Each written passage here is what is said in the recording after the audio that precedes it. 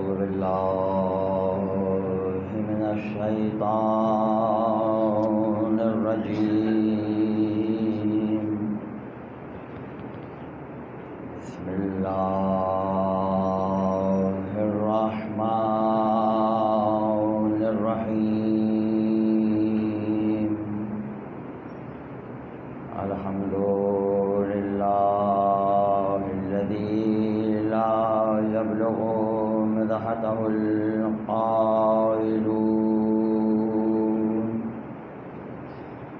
ولا يحصي نعماءه العادون ولا يؤدي حقه المجتهدون الذي لا يدركه بعد الهمم ولا يناله غوص الفتن الذي ليس لصفته حد محدود ولا وقت معدود ولا أجل ممدود. والصلاة والسلام على أشرف الأنبياء والمرسلين سيدنا ونبينا ومولانا بالقاسم محمد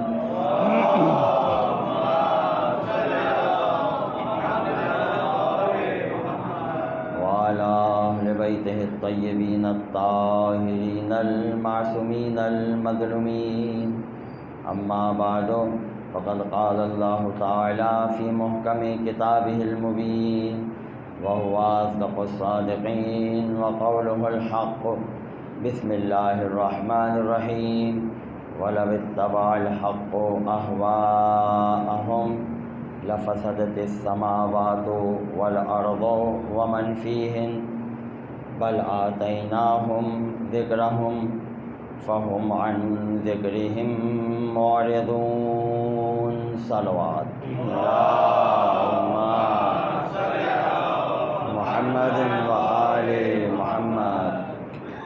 شب چہلم، شب اربعین امام حسین علیہ السلام کی مناسبت سے اس مجلس عزا کا انعقاد کیا گیا ہے، اور آج کی اس مجلس کے لیے جس آیت کا انتخاب کرتے ہوئے سرنامہ کلام کے طور پہ قرار دیا،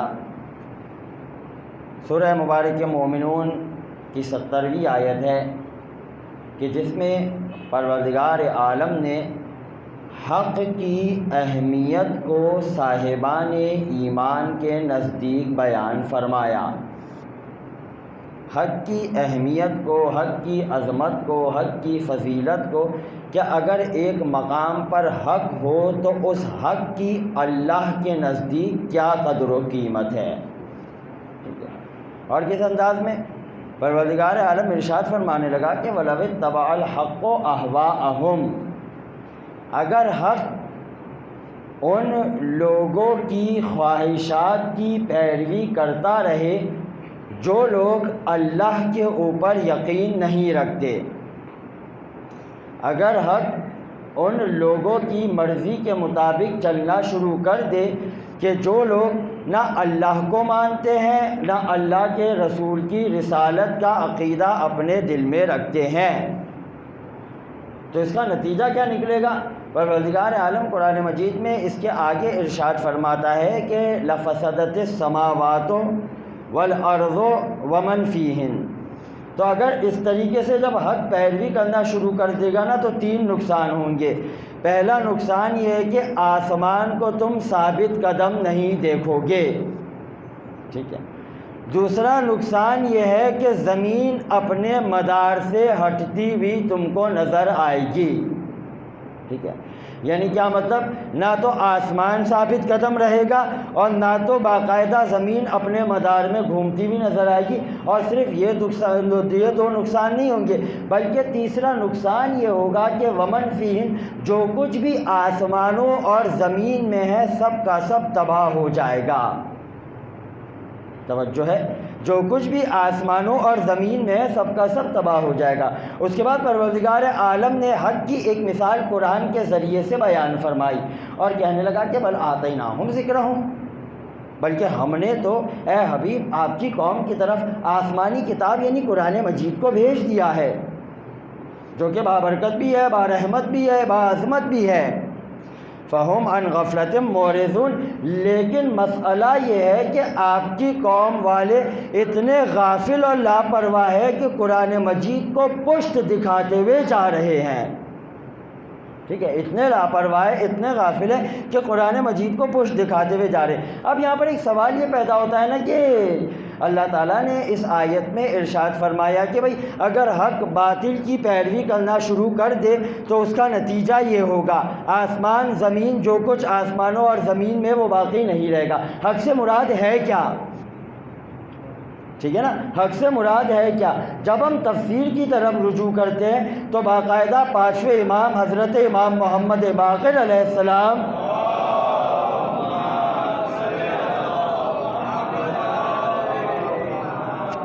ارشاد فرماتے الحق رسول اللہ صلی اللہ علیہ وآلہ وسلم،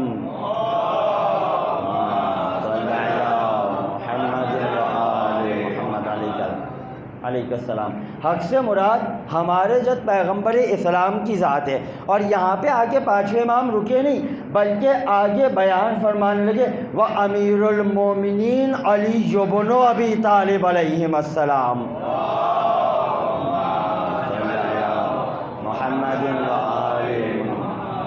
تو پیغمبر اسلام اور مولا کائنات یہ دونوں امام معصوم کی روایت کے مطابق حق کے میزان پر مکمل اترتے ہوئے نظر آتے ہیں۔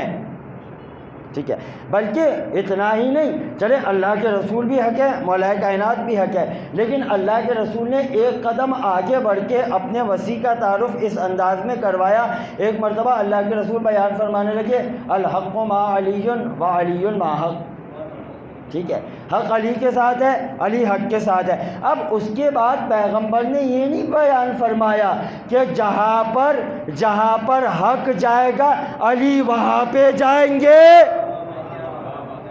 ٹھیک ہے، علی وہاں پہ جائیں گے، بلکہ کہنے لگے کہ وَعَلِيٌّ يَدُورُ مَعَ الْحَقِّ، جس مقام پہ علی جائیں گے حق علی کے پیچھے پیچھے جائے گا۔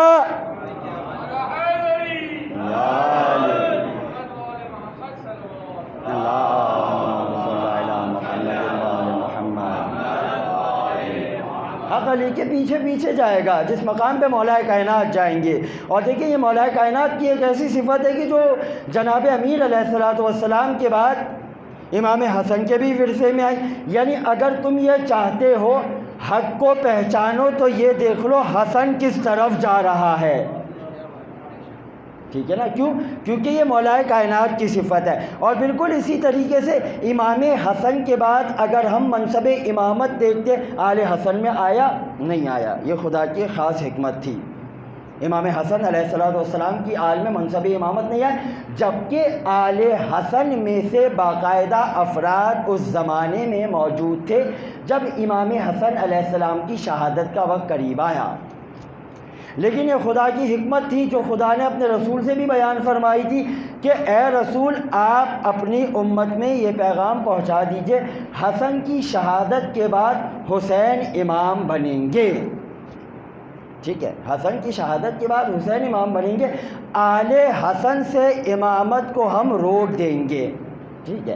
اچھا، امام حسین علیہ السلام امام بنے۔ اب جب مولا حسین علیہ السلام امام بنے نا تو مولا حسین میں بھی وہ تمام صفات جلوہ گر ہے جو انہیں ورثے سے ملی ہے، یعنی کیا مطلب؟ امام حسن اور امیر المومنین سے، ٹھیک ہے، امیر المومنین سے امام حسن سے جو جتنی صفات ملی ہیں ان تمام کے مالک امام حسین علیہ السلام ہیں، ٹھیک ہے۔ اچھا، آج اس بات کو بیان کرنا ہے۔ دیکھیے اگر ہم ایک تجزیاتی بحث کریں، ایک تجزیہ کرے کہ امام حسین علیہ السلام چونکہ شب اربعین بھی ہے، امام حسین سے مخصوص رات ہے، تو حق بنتا ہے کہ امام حسین علیہ السلام کا ذکر کیا جائے، ٹھیک ہے۔ اور وہ کس انداز میں؟ دیکھیں امام حسین علیہ السلام مدینہ میں نہیں رہے، آخر کیا وجہ تھی؟ مولا نے اپنے جد کی زمین کو چھوڑا اور مدینہ کو چھوڑ کے مکہ میں آئے، اور ایک عرصے تک مکے میں قیام کے بعد مکے کو بھی انہوں نے خدا حافظ کہا اور باقاعدہ کوفہ کی طرف نکل گئے۔ ٹھیک ہے، اچھا یہ جو میں نے کوفے کا لفظ استعمال کیا نا، یہ باقاعدہ روایتوں میں ملتا ہے کہ جب امام حسین علیہ السلام مکہ سے نکلنے لگے نا، اس وقت انہوں نے جو بھی امام سے سوال کرتا تھا نا، مولا کسی کو بھی بیان نہیں فرماتے تھے کہ ہم کربلا جا رہے ہیں، بلکہ مولا ہر ایک سے فرماتے تھے کہ ہم کوفہ جا رہے ہیں۔ اچھا اس کی کیا علت تھی، کیا وجہ تھی، وہ انشاءاللہ بھی آگے مجلس میں آئے گی۔ تو ایک سوال یہ پیدا ہوتا ہے نا، نانا کا شہر، امیر المومنین کی یادیں، امام حسن علیہ السلام اور امام حسین کا بچپنا جس شہر میں گزرا ہو، شہزادی کونین سلام اللہ علیہ نے جس شہر میں چکیاں پیس پیس کے امام حسین کو پالا ہو، مولا آخر اس شہر میں کیوں نہیں رہے؟ ایک سوال ہے۔ تو دیکھیے اس کا جواب جو مورخین نے دیا نا، وہ جواب یہ ہے کہ جب امام حسین علیہ السلام کے پاس یزید کی جانب سے خط آیا، جو ولید ابن عقبہ کے پاس آیا، اور اس نے امام حسین کو بلوایا، اور بلوانے کے بعد کہا کہ مولا یزید یہ چاہ رہا ہے کہ یا تو آپ بیعت کریں یا تو پھر نعوذ باللہ من ذالک ہم آپ کو قتل کر دیں اور آپ کا سر یزید کے پاس بھیج دیں۔ ٹھیک ہے، اچھا امام حسین نے کہا کہ صبح ہونے تو تم لوگوں کو بھی جمع کرو گے، ہم بھی آ جائیں گے، اس کے بعد دیکھا جائے گا۔ ٹھیک ہے، اچھا صبح ہوئی، صبح ہونے کے بعد جب امام حسین علیہ السلام مدینے سے نکلنا چاہ رہے ہیں نا، جو محلہ بنو ہاشم کا اہتمام آپ لوگ مقاتل میں مصائب میں سنتے رہتے کہ باقاعدہ امام حسین نے نکلنے کے اعتبار سے بھی خاص اہتمام کروایا ابو الفضل العباس کے ذریعے سے، یعنی مولا حسین علیہ السلام عبداللہ ابن زبیر کی طرح راتوں رات بھاگے نہیں ہیں، بلکہ دن کے اجالے میں نکلے، اور اس طریقے سے نکلے کہ تمام مدینہ والوں کو اس بات کی خبر ہے کہ فرزند رسول مدینہ چھوڑ کے جا رہے ہیں۔ اچھا جب ایک ہستی کو ایک بڑا فیصلہ کرنا ہو، اب دیکھیں امام حسین علیہ السلام کے لیے کربلا کا فیصلہ کرنا، اور وہ بھی ایسا فیصلہ کرنا کہ تمام شہروں میں جہاں پر بھی مسلمان رہتے ہیں ان مسلمانوں کی زبانوں کو امام حسین علیہ السلام قیامت تک کے لیے بند کر دے، ایک بہت مشکل امر ہے، ایک بہت مشکل امر ہے۔ ٹھیک ہے، کیوں؟ مدینہ ہے، مکہ ہے، کوفہ ہے، بصرہ ہے، یمامہ ہے، یمن ہے۔ ٹھیک ہے، اچھا اب جب مدینہ سے مولا نکلنے والے ہیں تو اس وقت کیا ہوا؟ اس وقت یہ ہوا کہ مدینہ والوں نے آ کے امام حسین علیہ السلام کو روکا نہیں کہ فرزند رسول آپ رک جائیے، ہم آپ کا دفاع کریں گے، ہم اپنی تلواروں کو سیکل کر کے رکھتے ہیں، آپ مدینہ کو ترک نہیں کیجیے، ہم آپ کے دفاع میں مدینہ کی سرحد تک جائیں گے، کوئی بھی یزیدی آئے گا سب سے پہلے ہم اسے فنار کریں گے۔ باقاعدہ تاریخ بیان کرتی ہے کہ کسی ایک نے بھی یہ جملہ نہیں کہا۔ ٹھیک ہے، ایک چیز یہ، اور دوسری اہم وجہ کیا تھی؟ دوسری اہم وجہ یہ تھی کہ امام حسین علیہ السلام کے ذہن میں ماضی کے حالات تھے کہ کس طریقے سے رسول کی شہادت ہوئی، یہی مدینے والے تھے جو رسول کے جنازے کو چھوڑ کے بھاگ گئے تھے۔ ٹھیک ہے، رسول کے جنازے کو چھوڑ کے بھاگ گئے تھے، یہی مدینے والے تھے کہ جب میری ماں فاطمہ کا گھر جل رہا تھا انہوں نے حمایت میں اپنی زبان کو بھی نہیں کھولا، اور یہی مدینے والے تھے جب میں اپنے بھائی حسن کے تابوت کو کندھا دیتے ہوئے اپنے نانا کی قبر کے قریب ترین مقام پہ دفنانے کے لیے جا رہا تھا تو انہوں نے باقاعدہ نیزے بھی چلائے، تلواریں بھی چلائی، تیر بھی چلائے، اور نہ صرف یہ بلکہ ساتھ ساتھ یہ ہے کہ اس وقت ہماری حمایت میں کسی ایک نے بھی جملہ نہیں کہا۔ اب ایسی صورت میں امام حسین علیہ السلام مدینے والوں پہ کیسے اعتماد کرے علیہ السلام، جبکہ امام حسین علیہ السلام کا جو جسے ہم کہتے ہیں نا مقصد ہے یا مولا کا جو ہدف ہے نا وہ عالی ہدف ہے۔ امام حسین علیہ السلام کو ایک ایسا کام کرنا ہے جو مولا کی یاد کو کربلا سے لے کر باقاعدہ قیامت تک زندہ رکھے۔ ٹھیک ہے، اور اس کے مقابلے میں یزید کے لیے بہت آسان تھا، مدینہ میں بہت سے لوگ تھے ابن ملجم نما، کسی ایک کو رشوت دے کر بھیج دیتا، امام حسین کا کام تمام کر دیتا، یا جودہ جیسی عورتوں کو خریدنا یزید کے لیے کوئی مشکل نہیں تھا۔ تو یہ ایک اہم سبب تھا کہ جس کی بنیاد پہ، جبکہ امام حسین علیہ السلام کے لیے آسان نہیں تھا مدینے کو چھوڑنا۔ 28 رجب کی رات کے اعتبار سے مقاتل کہتے ہیں کہ حسین ابن علی کی رات ایسی رات تھی کہ ساری رات انہوں نے یا تو رسول کی قبر کے سرہانے مسلسل روتے ہوئے گزارا ہے یا ماں فاطمہ کی قبر کے سرہانے رہے ہیں، اور مسلسل کہتے تھے کہ یا رسول اللہ آپ حسین کو معاف کر دیجیے گا، اب مدینہ رہنے کے قابل نہیں رہا، ورنہ حسین مدینہ کو نہیں چھوڑتا۔ مولا حسین کے لیے مدینہ کو ترک کرنا اتنا آسان نہیں تھا، ٹھیک ہے۔ اچھا، مدینہ سے آئے مکہ میں۔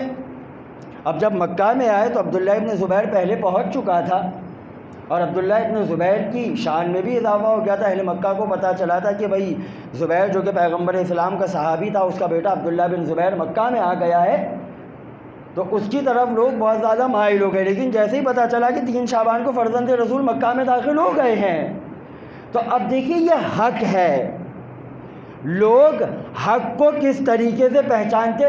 وہ مجمع جو ابن زبیر کے پاس روزانہ آتا تھا، وہ تمام اٹھ کے امام حسین کے پاس آنے لگے، امام حسین کے پاس آنے لگے، اور امام حسین علیہ السلام سے واعظ و نصیحت کو سننے لگے، ٹھیک ہے۔ لیکن ابھی بھی کسی نے یہ نہیں کہا ہے کہ مولا آپ مکہ میں جتنا چاہتے رہیے، ہماری تلواریں آپ کے ساتھ ہیں مولا، کسی نے بھی یہ جملہ نہیں کہا ہے، ٹھیک ہے۔ اچھا، یہاں مولا مکہ میں ہے، وہاں کوفے میں خبر پہنچ گئی کہ حاکم شام واصل جہنم ہو گیا، اس کا بیٹا یزید آ گیا۔ پہلا جو کوفیوں کا اجتماع تھا نا، وہ سلیمان بن سرد خزائی کے گھر پہ ہوا۔ اچھا، سلیمان بن سرد خزائی کی اہمیت بہت زیادہ تھی اس وقت تک جب تک یہ مسلم کا ساتھ دیتے رہے، لیکن جیسے ہی انہوں نے مسلم کا ساتھ چھوڑ دیا، ان کی اہمیت میں زوال آنے لگ گیا، ٹھیک ہے۔ اچھا، کیوں مسلم کا ساتھ چھوڑ کے ان کی اہمیت گر گئی؟ کیونکہ امام حسین علیہ السلام نے جناب مسلم کو مکمل اختیار دے دیا تھا کہ بھائی مسلم کے بارے میں امام حسین نے 3 فضیلتوں کا ذکر کیا جو تمام مقاتل نے بیان کی۔ میرا بھائی ہے، میرے چچا کا بیٹا ہے، اور میرا قابل اعتماد ہے۔ یعنی اگر امام حسین علیہ السلام صرف جناب مسلم کے لیے یہ بات بھی نقل کرتے نا، مسلم میرا قابل اعتماد ہے، تو ہماری گردنیں جھک جاتی۔ اب اگر مسلم کہے کہ جہاد کرنا ہے تو جہاد کرنا ہے، کیوں؟ کیونکہ مسلم کو امام نے یہ کہہ دیا ہے کہ قابل اعتماد ہے۔ اس وقت سلیمان ابن سرد پیچھے ہٹ گئے اور کہنے لگے کہ میں جہاد نہیں کروں گا جب تک حسین ابن علی کوفہ میں نہیں آ جائے، اور اسی وقت سے پھر ان کی فضیلت کا جو گراف تھا نا، وہ گرنے لگ گیا۔ دیکھیں، جب انسان امام وقت یا امام کے سفیر کے سامنے آ کے اپنی عقل سے کام لیتا ہے نا، تو وہ امام کی نظر میں اپنی عزت کو کھو دیتا ہے، ٹھیک ہے، امام کی نظر میں اپنی عزت کو کھو دیتا ہے۔ بہرحال سلیمان کے گھر پہ اجتماع ہوا۔ سلیمان نے کہا کہ دیکھو کوفیوں، ہم تمہارے مزاج سے واقف ہیں، ہم یہ نہیں چاہتے کہ تم جذبات کی بنیاد پہ حسین ابن علی کو جو کہ مکے میں خط لکھو، کوفہ آنے کے لیے پہلے سوچو سمجھو، غور و فکر کرو، اگر یزید کی فوج آ جائے گی تو تم لوگ کیا کرو گے، دفاع کرو گے نہیں کرو گے، ان تمام باتوں کو سامنے لاتے ہوئے تم لوگ پھر خط لکھنا، ٹھیک ہے۔ سلیمان ابن سرد نے یہ جملہ کہا۔ ان کے گھر میں جو شیعہ قبائل کے سردار بیٹھے ہوئے تھے، حبیب ابن مظاہر، مسلم ابن حسجہ نے تو بڑھ کے کہا کہ سلیمان آپ ہماری فکر نہیں کیجئے، اگر حسین ابن علی کوفہ میں آ گئے اور یزید کا لشکر آ گیا نا، تو سب سے پہلے ہمارے سینے ہوں گے، ہم اپنے سینوں کو یزید کی تلواروں کے آگے لے کر آئیں گے۔ اور حق بنتا تھا کہ حبیب ابن مظاہر اور مسلم ابن حسجہ ایسے جملے کہیں، ٹھیک ہے۔ اچھا، بہرحال خطوط لکھے، خطوط لکھنے کے بعد امام حسین کے پاس خط آنے لگے، اور بہت تیزی کے ساتھ جب خط آئے نا، اب مولا نے اپنے سفیر کو بھیجا، ٹھیک ہے۔ اچھا، امام نے اپنے سفیر کو بھیجا، امام حسین علیہ السلام نے مسلم ابن عقیل کو بھیجا اور مسلم کو کہا کہ دیکھو مسلم، 2 وصیتوں کو یاد رکھنا، ویسے تو ہم نے تمام حکم تمہارے سپرد کر دیا ہے، جو تم کرو گے وہ ہم نے کیا، ٹھیک ہے۔ پہلی بات یہ کہ اگر تم دیکھو کہ کوفی اپنی بات پہ مکمل اترتے ہوئے نظر آ رہے، فوراً خط لکھنا، حسین ابن علی فوراً تمہارے پاس کوفہ میں آئے گا، فوراً خط لکھنا، 1 دن کی بھی تاخیر نہیں کرنا، ٹھیک ہے۔ اور دیکھو اگر کوفی تمہارے سے دغا کرے تو 1 دن کی مہلت بھی کوفیوں کے درمیان میں نہیں لینا، فوراً کوفے سے نکل جانا، یہ خاص وصیت تھی امام حسین علیہ السلام کی۔ جناب مسلم آئے، دیکھا وفاداریاں ہو رہی ہے، اعلان ہو رہے، تلواریں نیام سے نکل رہی ہو، باقاعدہ اتنی تلواریں نیام سے نکلی کہ باقاعدہ راوی کہتا ہے کہ جب جناب مسلم ابن عقیل 5 شوال کو وارد کوفہ ہوئے نا، تو اس کے بعد وارد کوفہ ہونے کے بعد جناب مختار کے گھر پہ رہے، جناب مختار کے گھر پہ لوگوں نے آ کر ان سے بیعت کی۔ اب لوگوں نے کہا کہ آپ مسجد کوفہ میں جا کے اپنے چچا، اپنے سسر مولا کائنات جناب مسلم کے رشتے میں چچا بھی تھے، سسر بھی تھے، ان کے مقام پہ جا کے آپ نمازیں باقاعدہ نماز پڑھائیے۔ تو راوی کہتا ہے کہ 18,000 جوان اپنی تلواروں کو حمائل کرتے ہوئے مسلم کے آگے اور پیچھے چلتے تھے، اور یہ سلسلہ کب تک جاری رہا؟ 25 ذی القعدہ تک، یعنی 5 شوال کو جناب مسلم ابن عقیل کوفے میں وارد ہوئے، 6 شوال کو لوگوں نے آئے، ان کی بیعت کی، بیعت کے بعد سلسلہ شروع ہوا کہ آپ نماز پڑھائیے، اور 25 ذی القعدہ تک یہ سلسلہ جاری رہا، یعنی تقریباً 1.5 مہینے حضرت مسلم ابن عقیل نے مسجد کوفہ میں نماز پڑھائی ہے، ایسی بات نہیں ہے۔ یہاں پہ خط لکھا 27 ذی القعدہ کو امام حسین کو جناب مسلم کا خط مکہ میں ملا کہ مولا جس طریقے سے کوفیوں نے اپنے خط میں ذکر کیا تھا، ہم نے وفاداریاں مکمل پائی ہیں، مولا 18,000 افراد ہے کہ جو ہماری مدد کے لیے ہر وقت تیار ہے، صبح ہوتی ہے، شام ہوتی ہے، رات ہوتی ہے، لیکن ان کی تلواریں نیام میں نہیں جاتی، مولا جلدی آئیے۔ ایک مرتبہ امام حسین علیہ السلام نے تیاری کا حکم دیا، ٹھیک ہے، اچھا تیاری کا حکم دیا، اب دن گزرتے گئے یہاں تک کہ 8 ذی الحجہ آ گئی۔ اب یہاں پہ یہ امام حسین علیہ السلام کا کام ایک ایسا تھا کہ جو امام علیہ السلام نے، ویسے تو یزید بے نقاب تھا ہی، ٹھیک ہے نا، ویسے تو یزید بے نقاب تھا، یعنی یزید کے گناہ کسی سے ڈھکے چھپے نہیں تھے، لیکن اس مقام پر آ کر امام حسین علیہ السلام نے یزید کو ایسا تماچا مارا کہ اس تماچے کا نشان وہ قیامت تک صاف نہیں کر سکے گا۔ ایک صلوات پڑھے محمد وآل محمد پر۔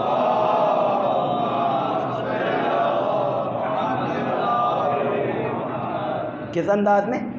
مولا فرمانے لگے کہ ہم اپنے حج کو عمرے میں تبدیل کریں گے، اور عمرے میں تبدیل کرنے کے بعد ہم مکے کو چھوڑ دیں گے، ٹھیک ہے، مولا نے مکہ چھوڑا، صحیح ہے۔ اچھا جب مولا مکہ چھوڑ کے جانے لگے تو علامہ نقوی اس مقام پہ رک کے ایک بڑی بہترین بات لکھتے ہیں کہ اس وقت جو سرزمین مکہ تھی نا، تمام مسلم دنیا کا اسے مرکز سمجھا جاتا تھا، ایک تو ایام حج، اور ایک پوری دنیا سے مسلمان آئے ہوئے حج کرنے کے لیے، تو ہر ایک کے ذہن میں یہ سوال تھا کہ فرزند رسول آئے، تقریباً 4 مہینہ مکہ میں رکے، اور رکنے کے بعد اچانک ایسی کیا وجہ ہو گئی کہ انہوں نے ایام حج میں حج کو عمرے میں بدلا اور چلے گئے؟ آخر کوئی تو وجہ ہوگی نا بھائی، ہم نے جن کے گھر سے حج کی تعلیمات لی اسی گھر کا فرد حج کو چھوڑ کے جا رہا ہے، تو کوئی نہ کوئی بڑی وجہ تو ہی ہوگی، ٹھیک ہے۔ تو لوگ کہتے تھے ہاں بڑی وجہ تو ہوئی ہے، ایک اہم وجہ کا مسئلہ یہ ہے کہ یزید نے امام حسین سے بیعت مانگی تھی، امام حسین نے انکار کر دیا، مولا مدینہ سے مکہ آ گیا۔ اچھا پھر کیا ہوا؟ پھر ہوا یہ کہ یزید نے اپنے کچھ سپاہیوں کو حاجیوں کے روپ میں بھیجا، اور ان کو حکم دیا تھا کہ خنجر اپنے احرام کے اندر چھپا دینا، اور جہاں پہ بھی حسین ابن علی تمہیں ملے، خانہ کعبہ کے اطراف میں ملے، مقام ابراہیم میں ملے، منی میں ملے، مشعر میں ملے، قربانی کی جگہ پہ ملے، فوراً امام حسین کو قتل کر دینا۔ اور مولا حسین علیہ السلام کو یہ بات پسند نہیں تھی کہ ان کو باقاعدہ حرم بیت اللہ میں قتل کیا جائے، کیونکہ ان کی نظر میں بیت اللہ کی عظمت بہت زیادہ ہے، بیت اللہ کی عظمت بہت زیادہ ہے۔ اب یہاں سے لوگوں کے نزدیک، یعنی وہ لوگ کہ جنہوں نے کبھی امام حسین علیہ السلام کی فضیلت نہیں سنی تھی، مناقب نہیں سنے تھے نا، یہاں سے لوگوں کے نزدیک امام حسین علیہ السلام کا مقام سمجھ میں آنے لگا کہ حسین کہتے کسے ہیں، ٹھیک ہے، ورنہ بڑے بڑے ایسے لوگ تھے جو بیت اللہ کی حرمت کا خیال کیے بغیر حرم خدا میں آ کے پناہ لے رہے تھے، اور حسین نے اپنی جان کی پرواہ نہیں کی اور بیت اللہ پہ آنچ آنے نہیں دی، اور مکے کو چھوڑ کے کوفے کے لیے روانہ ہو گئے، ٹھیک ہے، کوفے کے لیے روانہ۔ حالانکہ عبداللہ ابن زبیر نے بہت روکا، ابن عباس نے بہت روکا، عبداللہ ابن زبیر نے کہا نہیں جائیے، بہت بڑی آپ غلطی کر رہے ہیں، مکے کو چھوڑ رہے ہیں۔ ابن عباس بھی ان کے برابر میں بیٹھے ہوئے تھے۔ جب عبداللہ ابن زبیر اپنی اس بات کو مکمل کر گیا نا، تو اس وقت ابن عباس سے مولا فرمانے لگے کہ اے ابن عباس، یہ شخص ہمیں روکنے کے بارے میں کہہ رہا ہے، جبکہ ہم عنقریب اس بات کو جانتے ہیں کہ اسی شہر مکہ میں اس شخص کو دمبے کی طرح، باقاعدہ روایت کے الفاظ ہے، مینڈھے کی طرح ذبح کیا جائے گا اسی سرزمین مکہ پہ۔ ٹھیک ہے، بہرحال ابن زبیر نے اپنی بات کہی، امام حسین علیہ السلام نے اس کی بات کو نہیں مانا۔ اس کے بعد مولا مکہ سے نکلے۔ اچھا، جب مکہ سے نکلے نا تو لوگوں نے کہا مولا کہاں جا رہے ہیں؟ ٹھیک ہے، جناب فرزدق بھی راستے میں ملے، زہیر ابن قین بھی راستے میں ملے، دوسرے عرب کے قبائل کے سردار بھی راستے میں ملے۔ تو اس وقت امام حسین علیہ السلام حرج سے یہی فرماتے تھے کہ کوفہ جا رہا ہوں۔ کہا مولا کیا وجہ ہے کہ کوفہ جا رہے ہیں؟ مولا فرماتے تھے کہ میرے بھائی مسلم ابن عقیل نے کوفیوں کی اعتمادی کا ذکر کیا ہے، لہٰذا ان کی بات پر اعتماد کرتے ہوئے کوفے کی طرف جا رہا ہوں۔ ان کی بات پہ، یعنی امام حسین علیہ السلام کی نظر میں کوفے کے حالات تھے، اگر اعتماد تھا تو مسلم کی بات پہ تھا۔ ٹھیک ہے، اچھا اب مولا چلے کوفے کے لیے۔ اچھا اب یہاں پہ ایک سوال یہ پیدا ہوتا ہے نا کہ جب امام حسین علیہ السلام نے مکہ میں اپنے حج کو عمرے میں تبدیل کیا، اور تبدیل کرنے کے بعد جب مولا کوفے کے لیے نکلے تو اس وقت امام کی حمایت میں کتنے افراد چلے تھے جنہوں نے امام حسین علیہ السلام فرزند رسول کا ساتھ دینے کا وعدہ کیا؟ کتنے افراد تھے؟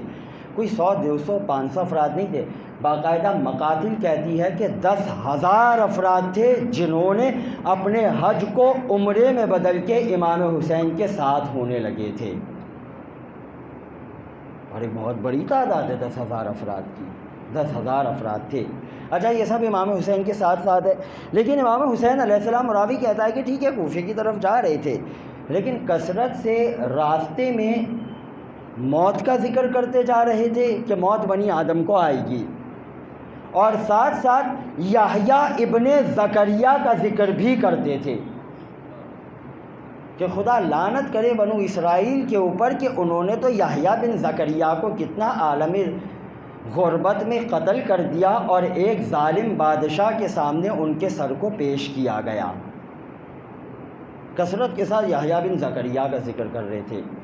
ٹھیک ہے، اچھا چلتے گئے، مسلم ابن عقیل کی شہادت کی خبر آئی، امام معصوم نے ابھی اس خبر کو آشکار نہیں کیا۔ ٹھیک ہے، مقاتل کے مطابق امام معصوم نے خبر کو آشکار نہیں کیا۔ اچھا کچھ قدم آگے بڑھے، آگے بڑھنے کے بعد اب جب باقاعدہ ہور کا لشکر آیا تو اب امام حسین علیہ السلام نے اپنے اصحاب کے درمیان میں خطبہ دیا، اور خطبے میں فرمانے لگے کہ دیکھو ہمارے سفیر، ہمارے چچا داد بھائی، ہمارے قابل اعتماد مسلم کوفہ میں مارے گئے، اور مسلم کی شہادت کا صدمہ ایک ایسا ہے کہ اب ہم کوفہ نہیں جائیں گے، لہذا تم میں سے جو کوئی بھی چاہتا ہے نا کہ اپنے وطن میں اپنے راستے کی طرف ہو جائے تو وہ حسین ابن علی کی طرف سے مکمل اجازت ہے۔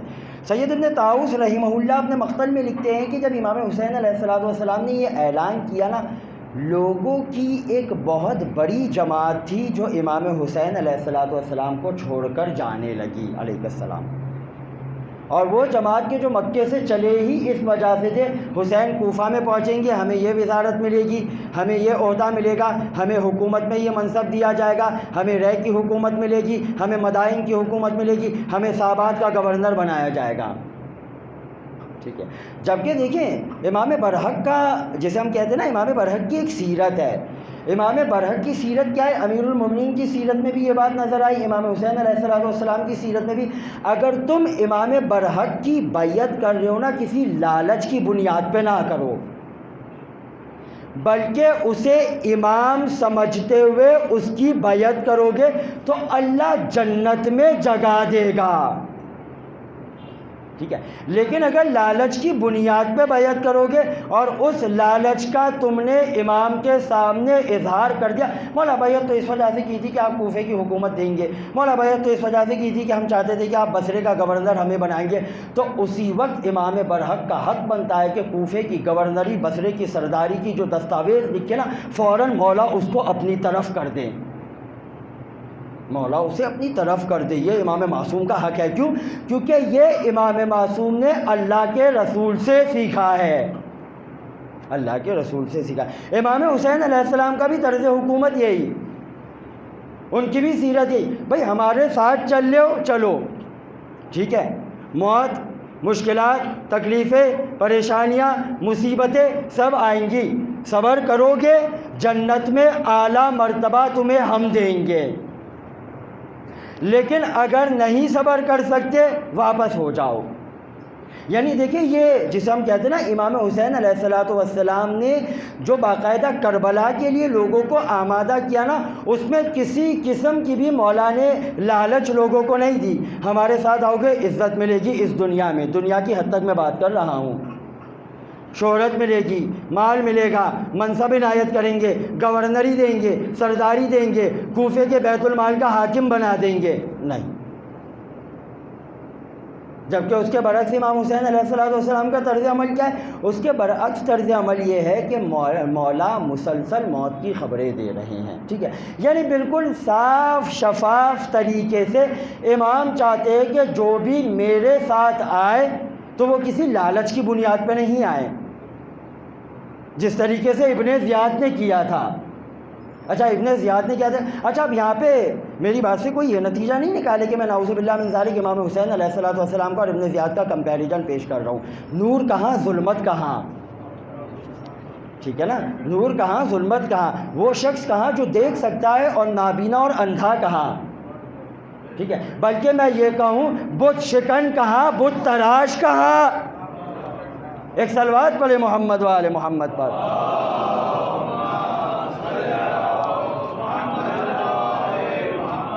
ٹھیک ہے, امام معصوم علیہ السلام کا یہ طریقہ. اس کے مقابلے میں ابن زیاد کے طریقوں کو دیکھیے.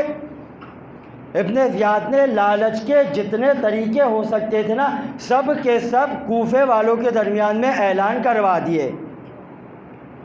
بیت المال سے وظیفہ بڑھوائیں گے, دولت میں اضافہ کریں گے, شہرت ملے گی, منصب دیا جائے گا, فلاں علاقے کی گورنری ملے گی. اچھا بھائی اتنا سب کچھ دے رہا ہے تو یہ بھی تو بتا کام کیا ہے؟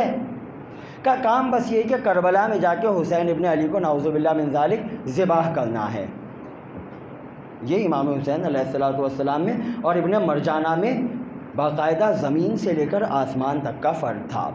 ٹھیک ہے. اچھا مولا کوفے کے لیے نکلے.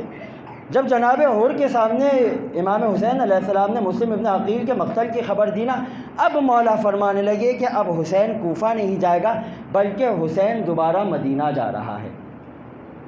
ایک مرتبہ جناب حور امام علیہ السلام کے ذوالجناح کے سامنے آ کر کہنے لگے کہ فرزند رسول مجھے معاف کر دیجئے, مجھے اگرچہ کہ ابن زیاد نے جنگ کا حکم نہیں دیا ہے لیکن میں آپ کو دوبارہ مدینے بھیجنے کی بھی اجازت لے کر نہیں آیا ہوں.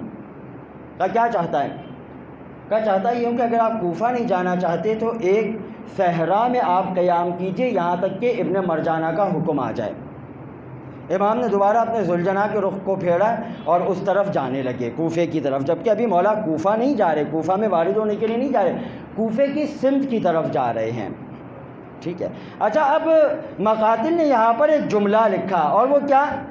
ایک طرف مولا اپنے ذوالجناح پہ تشریف فرما ہے, ٹھیک ہے, دوسری طرف جناب حور ہے جو اپنی سواری پر سوار ہیں. اب باقاعدہ دونوں کے درمیان میں کلام بھی ہو رہا ہے, باتیں بھی ہو رہی ہے اور راستہ بھی طے ہو رہا ہے. ٹھیک ہے. اور جناب حور مسلسل چاہ رہے کہ مولا اس زمین پہ رک جائیے. ٹھیک ہے. عظیم الحجانات کی زمین آئی, مولا یہاں پہ رک جائیے. مولا فرمانے لگے نہیں میں اس مقام پہ نہیں رک سکتا. مولا اس مقام پہ رک جائیے, نہیں رک سکتا. یہاں تک کہ راوی بیان کرتا ہے کہ امام کا ذوالجناح چلتے چلتے ایک مقام پر آ کر رک گیا, ایک مقام پہ آ کے رک گیا. اور دیکھیے یہ جیسے ہم کہتے ہیں نا, مورخین نے اس بات کو بیان کیا ہے کہ سواریوں کا رکنا صرف ایسا نہیں ہے کہ امام حسین علیہ السلام کے دور میں تھا اور نہ ان سے پہلے یہ واقعہ ہوا نہ تو ان کے بعد یہ واقعہ ہوا, نہیں, بلکہ باقاعدہ امام حسین علیہ السلام کی تاریخ سے پہلے بھی باقاعدہ مورخین اس بات کی گواہی دیتے ہیں کہ جب اللہ اپنے کسی مقرب بندے کو کسی زمین پر روکنا چاہتا تھا تو اس کی سواری کو حکم دیتا تھا کہ اس مقام پر رک جا, اس مقام پہ رک جا. ٹھیک ہے. اچھا رکنے کے بعد کیا ہوتا تھا؟ اب ایک یہ سوال پیدا ہوتا ہے نا کہ بھائی امام معصوم علیہ الصلوۃ والسلام نے جو گھوڑے تبدیل کیے، 7 گھوڑے تبدیل کیے، ٹھیک ہے، نہ 7 سے زیادہ نہ 7 سے کم، ٹھیک ہے، تو اس کی بھی وجہ مورخین نے یہ بیان کی کہ 7 کا جو عدد تھا نا، یہ زمانہ قدیم سے چلتے ہوئے آ رہا تھا کہ جب پرانے زمانے میں بھی اللہ کا کوئی مقرب بندہ کسی مقام پہ رکتا تھا، اپنی سواری کو بدلتا رہتا تھا، دوسرے کو بدلا، تیسرے کو بدلا، چوتھے کو، یہاں تک کہ جب 7 سواریاں بدل دیتا تھا، 7 سواریاں نہیں چلتی تھی نا، تو اسے اس بات کا یقین ہو جاتا تھا کہ اس زمین پر اس کی موت لکھ دی گئی ہے،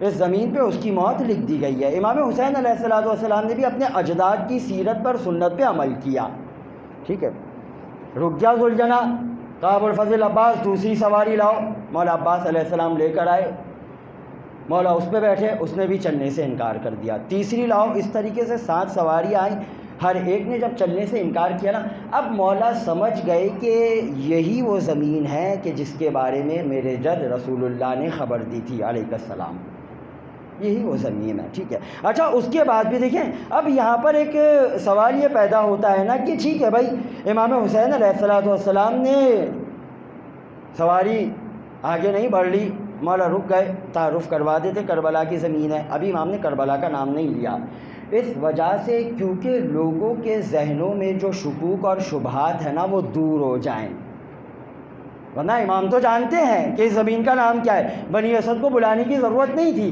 لیکن بنی اسد کو بلانے کا مقصد یہ تھا کہ میرے ساتھ ساتھ جو ہور کی فوج اور ہور آ رہے ہیں، ان کے ذہن میں کسی قسم کا شک باقی نہیں رہے، ٹھیک ہے، کیوں؟ کیونکہ بعد میں واقعہ کربلا کے بعد یزید کی طرف سے بہت کوشش کی گئی کہ واقعہ کربلا کو شکوک و شبہات کی نظر کر دے، اور یہ ایک شک یہ پیش کیا گیا کہ کون کہتا ہے کہ حسین ابن علی کی شہادت کربلا میں ہوئی، کربلا کی زمین تو پیچھے رہ گئی تھی، خود یزید کے وزراء اسے ٹوکتے ہوئے کہتے تھے یزید چپ ہو جا، ہم نے خود نے سنا تھا بنی اسد گواہی دے رہے تھے زمین کربلا پہ حسین رکے ہیں، خاموش ہو جا یزید، ٹھیک ہے، تو یہ ایک وجہ تھی، یعنی ہم یہ کہہ سکتے ہیں کہ امام حسین علیہ الصلوۃ والسلام نے باقاعدہ اللہ کی راہ میں شہادت دینے کے لیے اشقیاء کی طرف سے جتنے سوالات ہوتے تھے نا، ان تمام سوالات کے دروازوں کو مولا نے ان کے اوپر بند کر دیا، ٹھیک ہے نا، ان کے اوپر بند کر دیا۔ مولا اترے ذوالجناح سے، اترنے کے بعد ایک مرتبہ مولا نے اپنی جیب سے ایک تھیلی نکالی، اس کو کھولا، کھولنے کے بعد مٹی نکالی، اسے سونگا، سونگنے کے بعد اس کو دوبارہ تھیلی میں رکھا، کربلا کی مٹی کو اٹھایا، اسے سونگا، اور اس کے بعد کہنے لگے کہ یہ تو وہی مٹی ہے کہ جس کی میرے نانا رسول خدا نے خبر دی تھی، یہ تو وہی مٹی ہے، یہ تو وہی زمین آ گئی کہ جس کے بارے میں علی مرتضیٰ خبر دے کر گئے تھے۔ اور دیکھیں کربلا کی زمین کوئی ایسا نہیں ہے کہ تعارف کی محتاج تھی، نہیں، بلکہ کربلا کی زمین کے بارے میں تمام مسلمان اس بات کو جانتے تھے کہ حسین ابن علی عراق میں کربلا نامی زمین پر ذبح کیے جائیں گے، ٹھیک ہے۔ اچھا کس انداز میں جانتے تھے؟ بس یہ آخری واقعہ منزل مصائب، اور یہاں ابن حیثم کی مشہور و معروف روایت ہے، اہل سنت کے مبانی میں بھی یہ روایت پائی جاتی ہے، اہل تشیع کے مقاتل نے بھی اس روایت کو نقل کیا، ٹھیک ہے۔ کربلا کے قریب کی زمین میں غازریہ میں باقاعدہ قبیلہ رہتا تھا، واقع کربلا سے تقریباً 30-40 سال پہلے کی بات ہے۔ ایک نوجوان کہتا ہے کہ میں اپنے والد کے ساتھ مسلسل جب میں اپنے گھر سے نکلتا تھا، غازریہ کی زمین سے نکلتا تھا، تو میں کربلا کی زمین پہ آتا تھا، اور میں دیکھتا تھا کہ ایک خیمہ ہے جو لگا ہوا ہے، ٹھیک ہے، ایک خیمہ ہے جو لگا ہوا ہے، تو میرے والد کہتے کہ نہیں معلوم صحرا میں یہ کس کا خیمہ ہے، چلو آؤ آ کر پوچھتے ہیں کس کا خیمہ ہے، صحرا میں بیٹھا ہے، بیابان میں بیٹھا ہوا ہے، جا کر شہر میں رہے، صحیح ہے۔ ایک مرتبہ عریان ابن حیثم کہتا ہے کہ میرے والد مجھے لے کر آئے، ہم لوگ خیمے کے در کے پاس پہنچے، ہم نے صاحب خانہ کو بلوایا کہ اے مرد صالح ہم تم سے ملنا چاہتے ہیں، اگر تمہاری اجازت ہو تو ہم اندر آ جائیں یا تو تم باہر آ جاؤ، ٹھیک ہے۔ ایک مرتبہ اس نے کہا کہ آپ لوگ اندر آ جائیے۔ اچھا وہ عریان بن حیثم کہتا ہے کہ میں اپنے والد کے ساتھ جب خیمے میں داخل ہوا تو میرے والد نے سوال کیا کہ آپ اس بیابان میں بیٹھے ہوئے صحرا میں کیا وجہ ہے؟ وہ کہنے لگا کہ کیا بتاؤں، ہم نے اپنے آباء و اجداد کے ذریعے، اس نے یہ نہیں کہا میں نے رسول سے سنا، ہم نے اپنے آباء و اجداد کے ذریعے اللہ کے رسول کی اس بات کو سنا ہے کہ اللہ کے رسول فرماتے تھے میرا بیٹا حسین کربلا کی زمین پر ذبح کیا جائے گا۔ اچھا چلیں، یہ تو آپ نے سن لیا، پھر آپ یہاں کیوں بیٹھے ہوئے؟ کہا ہم نے ایک اور بات یہ سنی ہے کہ رسول نے فرمایا کہ جو کوئی بھی اس زمانے تک زندہ رہے اس کے لیے واجب ہے کہ حسین کی مدد کے لیے اپنے آپ کو کربلا میں پہنچائے، لہذا میں یہاں پر بیٹھ کر انتظار کر رہا ہوں، اگر میں زندہ رہا اس وقت تک امام حسین آ گئے تو میں ان کا ساتھ دوں گا۔ کہا تمہیں پورا یقین ہے؟ کیا تمہیں پورا یقین ہے کہ تمہارے آباء و اجداد نے صحیح خبر دیا ہے؟ وہ کہنے لگا مجھے اپنے وجود سے زیادہ اللہ کے رسول کی خبر پر یقین ہے، اپنے وجود سے زیادہ اللہ کے رسول کی خبر پہ یقین ہے۔ اب عریان بن حزم کہتا ہے زمانہ گزر گیا، 10 محرم سن 61 ہجری کا دن بھی گزر گیا، جب 11 محرم کا دن آیا نا تو میرے والد نے کہا کہ چلو کربلا میں جا کے دیکھتے ہیں کہ وہ جو شخص تھا خیمہ لگائے ہوئے بیٹھا ہوا تھا امام حسین علیہ السلام کی مدد کے انتظار میں، دیکھتے ہیں کہ اس کا کیا حال ہوا۔ ٹھیک ہے، اس کا کیا حال ہوا۔ ایک مرتبہ ہم آئے، صحیح ہے، مقتل میں داخل ہوئے، داخل ہونے کے بعد جب ہم نے مقتولین کو دیکھا تو اس شخص کو بھی پایا کہ جس نے رسول کی خبر کو اپنے آباء و اجداد سے سنا تھا۔ تو دیکھیں، ایک اہتمام اللہ کے رسول نے کیا، ایک اہتمام امام حسین علیہ السلام نے کیا۔ مقصد کیا ہے؟ ہدف کیا ہے؟ بنیادی وجہ کیا ہے؟ اللہ کا دین بچ جائے، یزید بے نقاب ہو جائے اور قیامت تک دین اسلام کا علم بلند رہے، قیامت تک دین اسلام کا علم بلند رہے۔ حسین کو اس بات کی پرواہ نہیں ہے کہ اس راہ میں حسین کی جان چلی جائے، اور نہ تو حسین کو اس بات کا خیال ہے، یعنی اس بات کے خیال سے مراد یہ ہے کہ حسین کو اس بات کی فکر نہیں ہے کہ اگر خدا کے دین کو بچانے کے لیے کڑیل جواں علی اکبر بھی مارا جائے حسین قربانی سے دریغ نہیں کرے گا۔ ششماہی کے لیے پانی لینے جائیں، پانی کی جگہ 3 بھال کے تیر سے ہرملا علی اصغر کو سیراب کرے، حسین اس غم کو بھی برداشت کرے گا۔ اور اگر بھائی کے شانوں کو کاٹ دیا جائے، فرات کے کنارے بھائی تڑپتا تڑپتا حسین کے سامنے اس دنیا سے رخصت ہو جائے، میرے مولا نے اللہ کے دین کے لیے اس بات کو بھی قربان کیا۔ اور نہ صرف یہ بلکہ اگر اللہ کے دین کی بقا اس میں ہے کہ عالم غربت میں حسین 3 دن کے بھوکے پیاسے ذبح ہو جائیں تو حسین نے اسے بھی قبول کیا۔ اور دیکھیں، کربلا کا واقعہ یہاں پر آ کر رک نہیں جاتا، بلکہ کربلا کی ایک دوسری تاریخ بھی ہے، اور وہ تاریخ یہ ہے کہ سیدانیوں کے سروں سے چادروں کو کھینچا گیا۔ سید سجاد کو کوڑے مارے گئے۔ اور کربلا کی تاریخ میں ایک 5 سال کی بچی بھی ملتی ہے جو کبھی اپنے چچا کو یاد کرتی تھی، کبھی اپنے بابا کو یاد کرتی تھی، لیکن اشقیاء اتنے بے رحم تھے۔ مقاتل کی روایت ہے کہ جب سکینہ اپنے بابا پہ روتی تھی نا، باقاعدہ اشقیاء آتے تھے اور اتنے کوڑے سکینہ کی پشت پہ برساتے تھے کہ سکینہ کی پشت خون آلود ہو جاتی تھی۔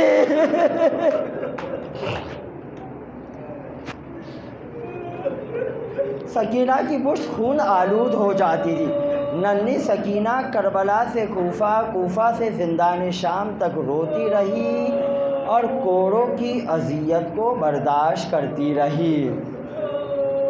جب سکینہ کی شہادت ہو گئی نا، سکینہ کی ایک مصیبت کو بیان کر رہا ہوں، دل تھام کے سنیے گا صاحبان اولاد میرے سامنے بیٹھے ہوئے، پروردگار عالم آپ کی اولاد کی حفاظت فرمائے، دل تھام کے سنیے گا۔ کوئی رباب کے دل سے بھی تو پوچھے نا، جب سکینہ کو کوڑے لگتے ہوں گے، ارے رباب کا کیا عالم ہوتا ہوگا۔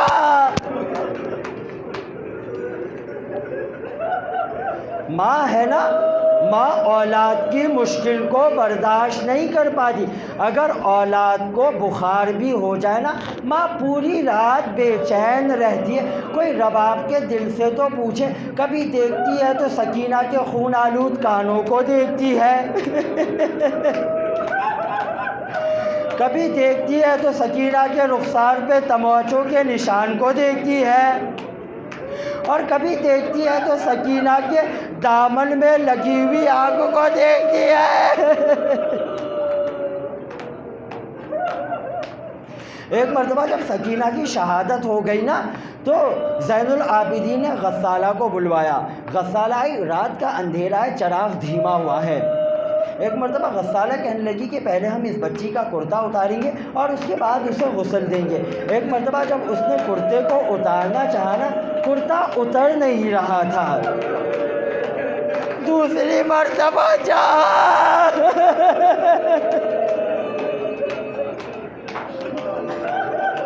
کرتا نہیں اتر رہا تھا۔ تیسری مرتبہ چاہا، کھینچنا چاہا، لیکن اسے ایسے لگا رات کا اندھیرا تھا، اسے کچھ نظر نہیں آ رہا تھا۔ ایک مرتبہ کہنے لگی کہ ارے ذرا چراغ کو قریب تو کرو۔ جب چراغ کو قریب کیا گیا نا، وہ کیا دیکھیے، کرتا سکینہ کی پشت کے گوشت کے ساتھ چپک گیا ہے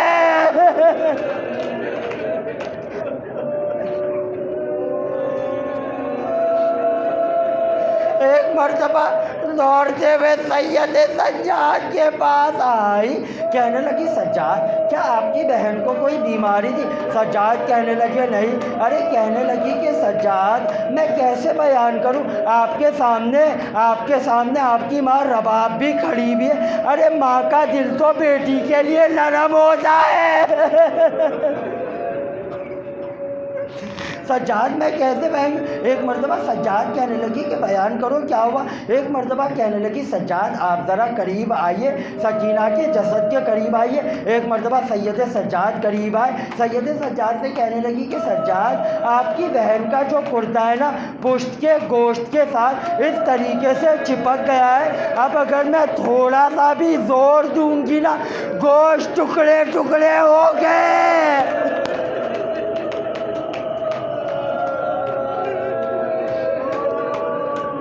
گوشت ٹکڑے ٹکڑے ہو کے ارے کرتے کے ساتھ باہر آئے گا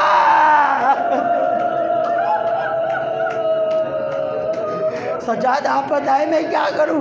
سجاد کہنے لگے میری بہن کو اسی طرح غسل دے دو ارے مجھے نہیں معلوم اس وقت رباب کی کیا حالت ہوئی ہوگی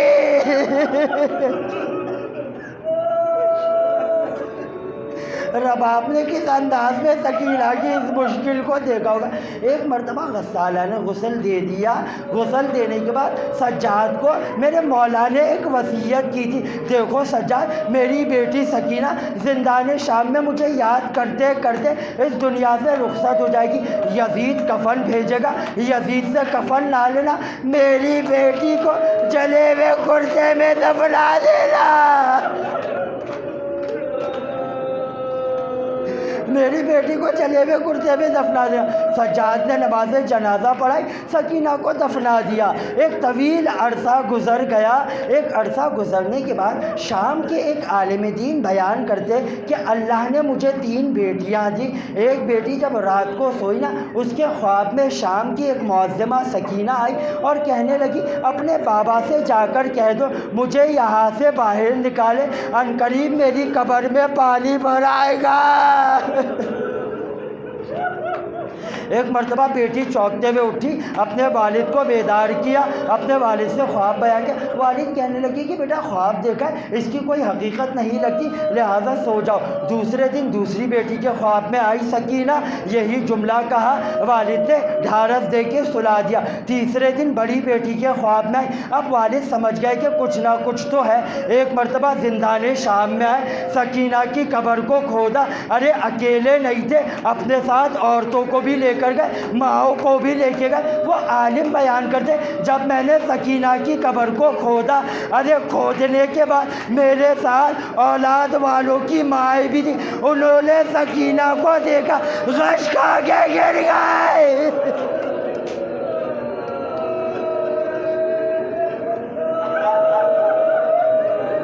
غش کھا کے گر گئے۔ ارے کہنے لگے واقع کربلا کو 1000 سال سے زیادہ ہو گئے، لیکن بچی کے رخسار پہ ابھی تک تماشوں کے نشان۔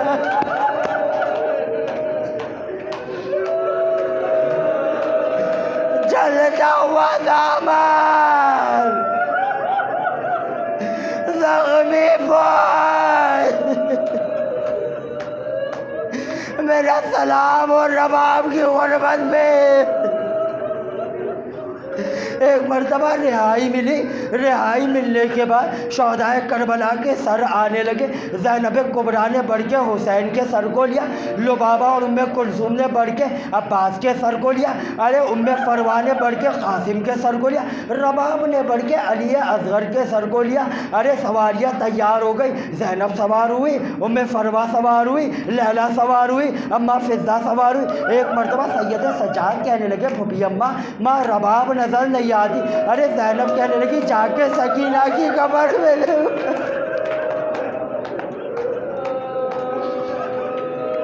جا کے سکینہ کی قبر پہ دیکھو۔ ارے اب جو سکینہ کی قبر پہ سجاد آئے نا، رباب نے شام کی عورتوں کو جمع کیا ہوا تھا، اور رباب کہہ رہی تھی کہ اے شام کی عورتوں، اللہ نے مجھے 2 اولادیں دی تھی، ایک میرا ننھا اصغر تھا۔ یہ کہتے ہوئے علی اصغر کے سر بریدہ کو شام کی عورتوں کو دکھانے لگی۔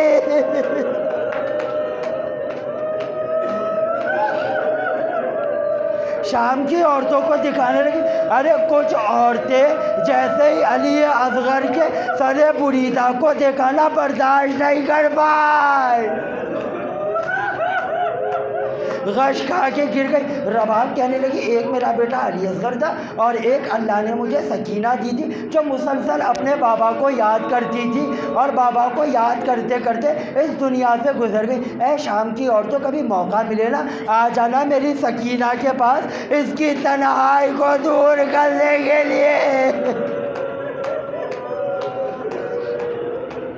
ایک مرتبہ رباب سوار ہوئی، زین العابدین نے کاروان کو تشکیل دیا، نعمان ابن بشیر سے کہنے لگے کہ چل ہم کربلا کے لیے چل۔ ایک مرتبہ 20 سفر کو یہ کاروان 40 کے دن کربلا میں پہنچا۔ زینب کبریٰ نے دیکھا کہ ارے کوئی قبر کے پاس کچھ لوگ نظر آ رہے۔ ایک مرتبہ زین العابدین کو بلوایا، کہنے لگے بیٹا زین العابدین، جا کے ذرا معلوم تو کرو یہ کون ہے جو قبر کے پاس کھڑے ہوئے۔ ایک مرتبہ زین العابدین گئے، زین العابدین نے جا کے پوچھا، ارے وہ کہنے لگے کہ مولا ہم آپ کے نانا کے صحابی جابر ابن عبداللہ انصاری اور آپ کے بابا کی زیارت کرنے کے لیے آئے۔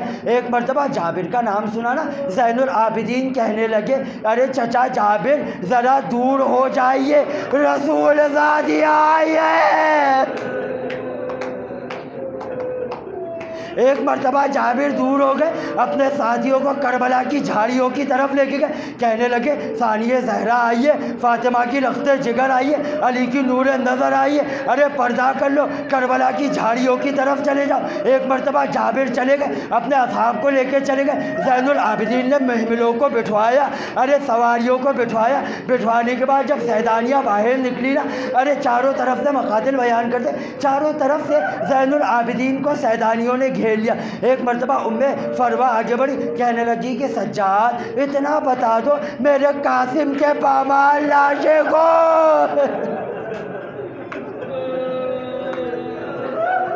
میرے قاسم کے پامال لاشے کو کہاں دفنایا؟ سجاد کہنے لگے چچی جان گنج شہیدہ میں دفنایا۔ ارے ام فروا گئی گنج شہیدہ کی طرف، اتنے میں رباب آ گئی۔ رباب کہنے لگی کہ سجاد یہ بتاؤ میرا ششماہا تھا نا، مجھے بڑا یاد آتا ہے، میرے ششماہے کو کہاں دفنا؟ ایک مرتبہ سجاد دارو قطار رونے لگے، کہنے لگے مادر گرامی بابا کے پامال سینے پہ آپ کے علی اصغر کو رکھا۔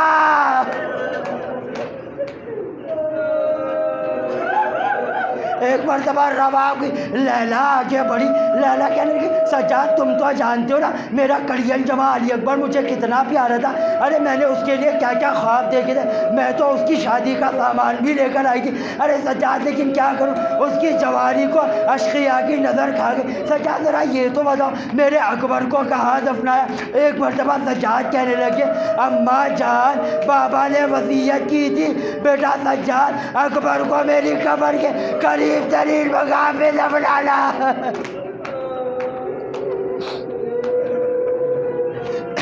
اکبر کو میری قبر کے قریب ترین مقام پہ دفنانا۔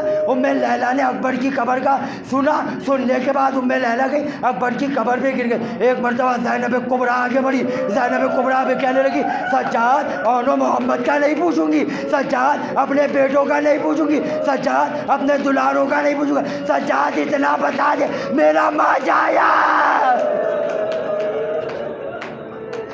ایک مرتبہ سجاد کہنے لگے پھوپھی اماں یہ میرے بابا کی قبر ہے۔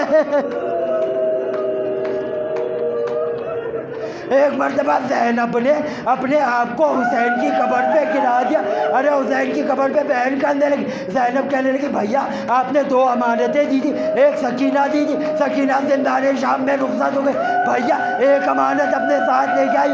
اتنے میں زینب نے اپنی چادر کا دامن ہٹایا، ارے خدا کسی بہن کو اس کے بھائی کا یہ منظر نہ دکھائے، زینب نے حسین کا سر بریدا ارے حسین کی قبر پہ رکھ کے کہا بھیا سارے لے کر آ گئی۔